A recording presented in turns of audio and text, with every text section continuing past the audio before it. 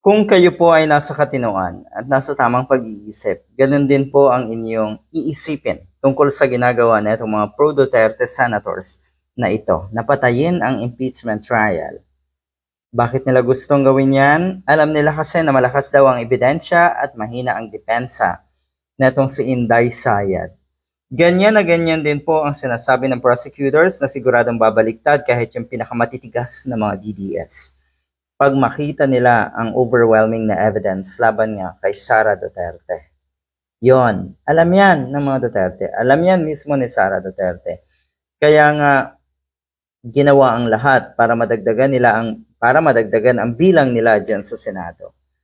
At hindi mo rin mapagkakaila, siguro halata na ng kahit sino mga kababayan natin na nasa tamang katinuan din, ang ginagawa na ng Senate President na si Chis Escudero. Hindi naman daw siya takot. At lalong wala daw siyang pinoprotektahan. Talaga lang ba? Hindi ba, kahit yung dalawang yon, yung sinabi natin na takot at may pinoprotektahan, baka pareho yun eh. Diba? Ang madalas kasing sabihin natin si Chis Escudero ay sinusunod nila ang proseso, nagkakaroon ng butuhan, lahat pinagbubutuhan at kung ano-ano pa. Hindi nga. Alam nyo kasi na naandyan na kayo sa punto na mas lamang kayo, kaya butuhan na ang mga rason nyo. Mabibisto ba ang hidden wealth? Perang galing sa mga drug lords at galing sa Chinese triads na itong mga Duterte. Mafia na ba ang Senado? Utusan na ba ng mga Duterte crime family kahit ibasura ang saligang batas?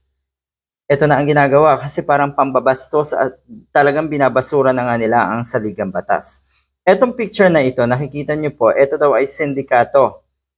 Ito na ngayon ang sindikato ng mga Duterte. Nakasama nga itong mga senators na ito.